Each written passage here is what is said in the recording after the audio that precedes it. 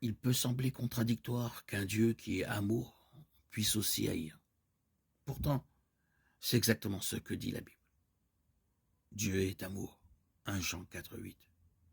Et Dieu est, Osée 9,15. Tous leurs mots sont à Gilgad. Là, j'ai commencé à les haïr à cause de la méchanceté de leurs actes. Je les chasserai de ma maison, je ne les aimerai plus. Tous leurs princes sont des rebelles. La nature de Dieu est amour. Il fait toujours ce qui est le mieux pour les autres. Et il est ce qui est contraire à sa nature. Il est ce qui est contraire à l'amour. Personne ne devrait être surpris d'apprendre que Dieu déteste certaines choses. Il nous a créés avec la capacité d'aimer et de haïr, et nous reconnaissons que la haine est parfois justifiée. Nous haïssons naturellement les choses qui détruisent ce que nous aimons. Cela fait partie de notre être, créé à l'image de Dieu. Le fait que nous soyons tous souillés par le péché signifie que notre amour et notre haine sont parfois déplacés.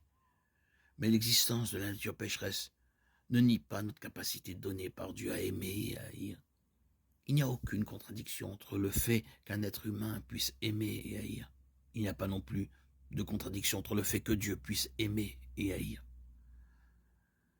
Les choses que Dieu déteste incluent également les êtres humains. La raison en est simple, le péché ne peut être séparé du pécheur que par le pardon disponible en Christ seul. Dieu déteste le mensonge, certes, mais le mensonge implique toujours une personne, un menteur, qui choisit de mentir. Dieu ne peut pas juger le mensonge sans également juger le menteur.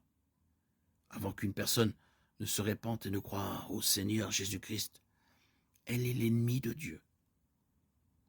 Le roi David a écrit « Tu n'es pas un Dieu qui prend plaisir à la méchanceté, le mal ne peut pas habiter avec toi. »